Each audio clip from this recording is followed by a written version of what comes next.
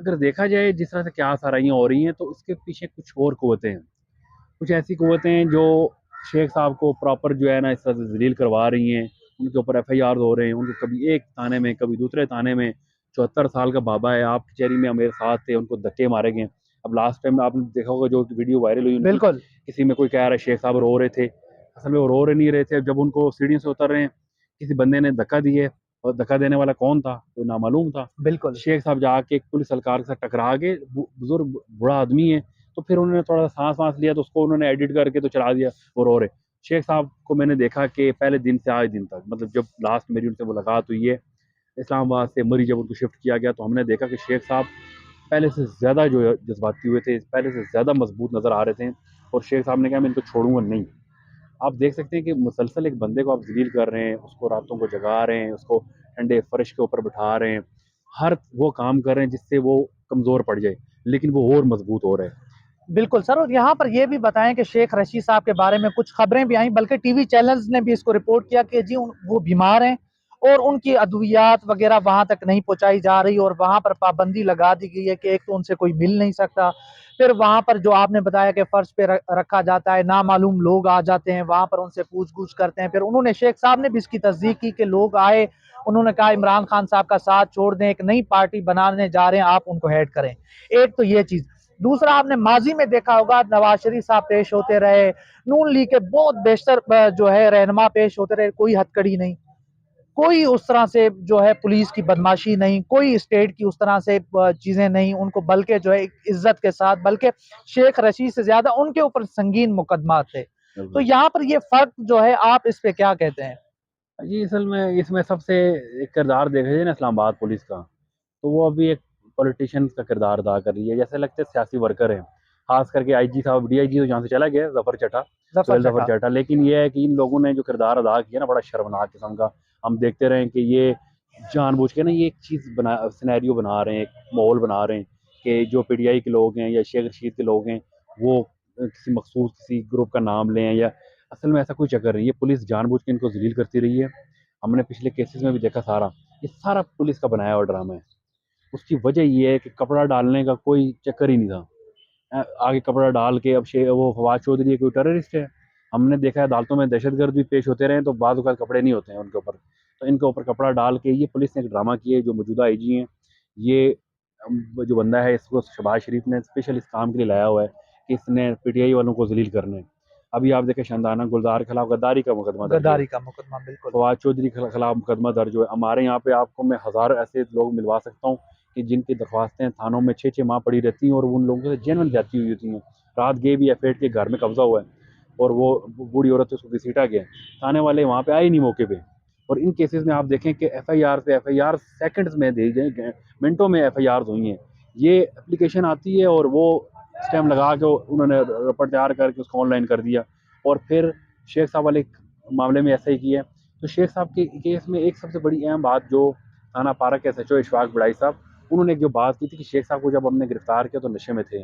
तो वो उनकी जो रिपोर्ट आई है, मेडिकल रिपोर्ट, उन्होंने उसके सैंपल भेजे थे लाहौर लेबॉरेटरी से, उनकी रिपोर्ट आ गई है। उस रिपोर्ट के मुताबिक शेख साहब ने कोई नशा नहीं किया हुआ था। तो आप इन चीज़ों को देख सकते हैं कि ये प्रॉपर एक प्लान है। उस प्लान के तहत पीटीआई के लोग और वो लोग जो पीटीआई को सपोर्ट करते हैं, उनको इन्होंने ज़लील करने, उनको इन्होंने थानों में, जेलों में, आमर डोगर भी आप देख लें। ये बिल्कुल। पूरी एक समी साहब ने जैसे बताया था, पूरी लिस्ट तैयार है। उस लिस्ट के मुताबिक इन लोगों को अंदर डाल के इनके जितना इन्होंने हो सकता है तंग करना है, और इतना तंग करेंगे ताकि ये पार्टी से दूर हो जाएँ, और इसका कोई मकसद नहीं है। बिल्कुल सर, और यहाँ पर जेल में उनके साथ आजकल क्या सलूक हो रहा है? कोई खबरें वहाँ से आपको मिल रही हैं कि इस वक़्त जेल में उन्होंने कहा कि मुझे सी क्लास में रखा गया है। यानी एक बंदा 16 दफ़ा वज़ीर आपका रह चुका और उसके साथ इस तरह का सलूक। देखें, उसमें सबसे अहम बात ये है कि आप उनके जो भतीजे हैं, वो जब मुलाकात के लिए गए हैं तो उनको अंदर मुलाकात नहीं करने दी गई। फिर वो कोर्ट से ऑर्डर लेके, कोर्ट के ऑर्डर को नहीं माना गया, फिर दोबारा कंप्लायंस में हो गए, फिर जाके उनकी मुलाकात हुई है। तो जेल में मुलाकात हम भी लोगों से बहुत करते गए हैं, मतलब जेल में मुलाकात का कोई इतना लंबा प्रोसेस नहीं होता, ना इतना कोई इशू होता है। एक टाइम होता है, उस टाइम में आप जाके आप मिल सकते हैं, लेकिन ऐसे लोगों के साथ आप किसी वक़्त भी मिल सकते हैं। ये एक तो वज़ीर दाखिला रहे हैं वो, बिल्कुल। 16 बार वो मिनिस्टर रहे हैं। मिनिस्टर रहे, उसके बिल्कुल सर। बाद एक सीनियर सियासतदान हैं, उनका अपना एक नाम है। तो वो अगर देखा जाए तो अगर इस पूरे आप चीज़ को देखें ना, उनकी एफआईआर से लेके, आप आज़म स्वाति से लेके, फवाद चौधरी से लेके, ये तमाम लोगों के केसेस को अगर आप गौर करें तो ये एक प्लान है, इन लोगों को किसी तरह इमरान खान से दूर किया जाए, क्योंकि खान साहब के बाजू हैं ये लोग उनके लिए खड़े होते हैं। तो जब खान साहब अकेले रह जाएंगे, लाज़मी बात है फिर ये अपने मकासद में कामयाब हो सकते बिल्कुल हैं। सर, बिल्कुल। लेकिन ये सारा जो मामला किया जा रहा है, शेख साहब को आप देखें, हम आप साथ ही जब मैंने सवाल किया कि आप आखिर ये सारा कुछ हो रहा है, इसकी वजह भी तो होनी चाहिए ना। शेख साहब आपको कोई आपके पास आया होगा, बिल्कुल किसी सर, ने कुछ बोला होगा, तो उन्होंने यही बताया कि उनको एक ही बात कि आप इमरान खान को छोड़ दें। इमरान खान को बिल्कुल। और शेख साहब ने कहा कि मैं बेशक जेल से इलेक्शन लड़ूँ या मुझे मेरी बाकी की ज़िंदगी जेल के अंदर गुजरे, मैं खान साहब का साथ नहीं छोड़ूंगा। बिल्कुल सर। चलें सर, आपने बहुत सारी डिटेल चीज़ें हमें बता दी हैं, तो आपके टाइम का बहुत बहुत शुक्रिया। इंशाल्लाह मिलते हैं अगली वीडियो में, तब तक के लिए अल्लाह हाफ़िज़।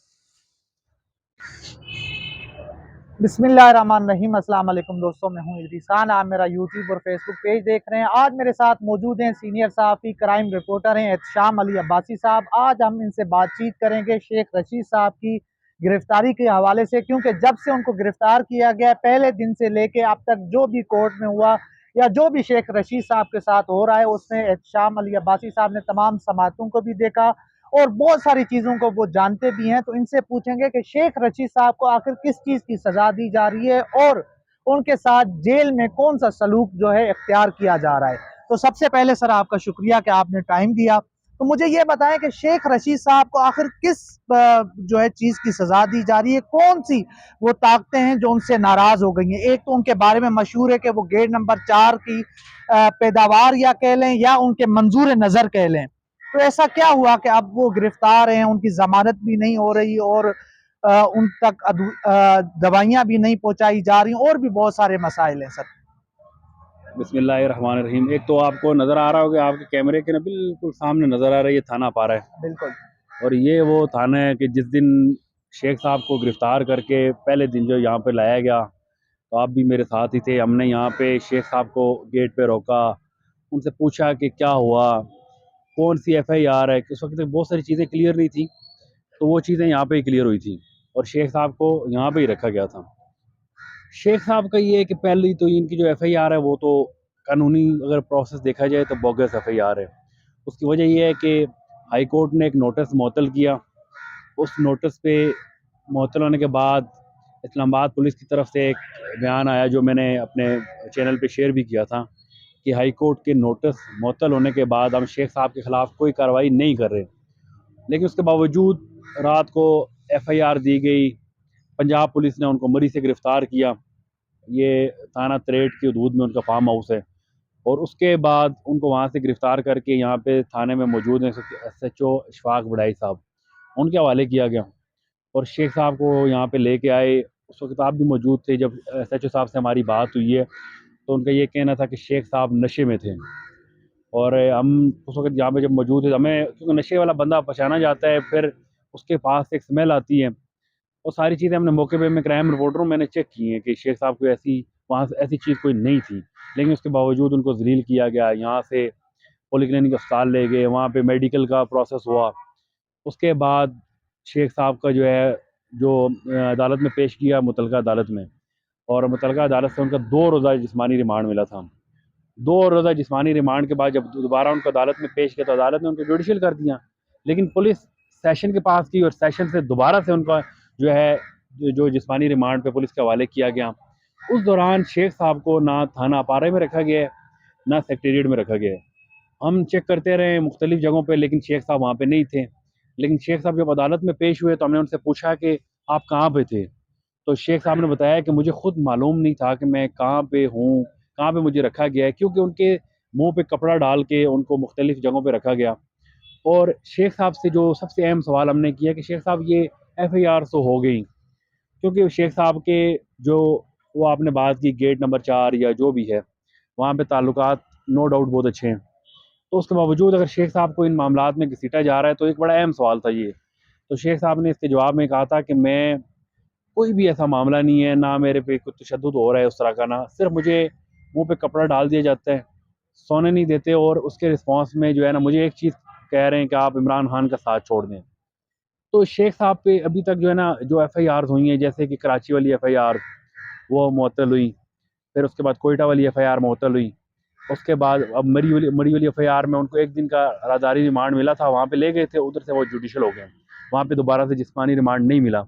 आपने देखा होगा अदालत के बाहर उस वक़्त आप मौजूद थे जब एक सिविल में एक बंदा आके शेख साहब का रिमांड माँग रहा था और हमने उसको पकड़ लिया, मैं नहीं पकड़ा था बिल्कुल, उसको। बिल्कुल। तो आपने उस उसको एक्सपोज़ किया था। तो हमने उसको नो डाउट। एक्सपोज़ किया, तो वो बंदा कराची थाने का एसएचओ था और शेख साहब को लेने आया था। ऐसे मुख्तलिफ़ चीज़ें हुई हैं केस के दौरान। अभी तक हमने जो देखा है शेख साहब का, क्योंकि जो एफआईआर कराची वाली तो मुअत्तल होगी है, कोयटा वाली भी, तो अब शेख साहब जो है इस पोजीशन पे है कि हम अदालत के अंदर मौजूद होते हैं। मैं कोर्ट्स की बीट भी करता हूँ, तो जब 2 वकील दलाइल दे रहे होते हैं, जैसे एक प्रोसिक्यूशन है, एक मदई का जो वकील होता है और उसके बाद जो शेख साहब के वकला की टीम थी, तो उन दलाइल के सुनने के बाद हमने ये चीज़ें तैयार करके रखी थी कि भाई शेख साहब की आज बेल हो जाएगी। और उनके जो फैमिली के लोग भी आए हुए थे, उनके भतीजे, उनके और लोग, कि यार ये आज बेल हो जानी है और शेख साहब, लेकिन हमें पता चला कि जब उनकी बेल मुस्तरद हो गई। नहीं, उस ऐसा क्या हुआ सर? हम भी खुद भी जब दलाइल हुए तमाम जो है, उसके बाद हमने भी यही कहा और बल्कि वहाँ पर मुबारकबादें दी गईं कि बेल हो जाएगी। मगर एंड टाइम पे हो गया कि जी उनका मुस्तकबिल देखते हुए जज साहब ने कहा कि उसकी ज़मानत कैंसल हो जाती है। तो आपने क्या फ़ील किया? क्योंकि आप तो हमसे सीनियर भी हैं और काफ़ी एक तजर्बा भी है आपका, एक अरसा हो गया आपको। तो मैं इसमें देखें, बड़ी अहम चीज़ ये है कि एक तो अदालत के अंदर जब इनके जो वकला की टीम थी शेख साहब की, उन्होंने ये बड़ी वाज़ह तौर पे एक चीज़ बताई है कि जो शेख साहब पे इन्होंने लगाई हैं दफ़ात और जिस दफ़ात के तहत पर्चा दिया है, ये स्टेट ही लगा सकती है। बिल्कुल, कोई प्राइवेट पार्टी उसमें पार्टी नहीं बन सकती। जैसे वो कोई पीपल्स पार्टी का कोई रहनुमा है, बिल्कुल, राजा इनायत पिंडी का, जिसने ये एफआईआर करवाई थी अपारे वाली। दूसरी बात ये है कि अदालत के अंदर उन्होंने ये चीज़ क्लियर की थी कि शेख साहब ने, अगर पहली बात है, उन्होंने इमरान खान के बयान को कोट किया था। खान साहब ने एक बात की, खतरा है कि उन्होंने बताया कि मुझे ये खतरा है, उस खतरे को शेख साहब ने कोट किया है कि ये चीज़ है। तो अगर वो शेख साहब ने भी बात की, तो ये जरदारी साहब या उनकी फैमिली तो केस कर सकती थी या उनको एक नोटिस भेज सकती थी, कोई कानूनी प्रोसेस होता है। बिल्कुल, ऐसा कुछ हुआ ही नहीं। एक प्राइवेट बंदा उठ के एफआईआर दरख्वास्त देता है, हाई कोर्ट उस नोटिस को मुअत्तल करती है और थाना पारा वाले एफआईआर दे देते हैं। बिल्कुल सर। तो इसको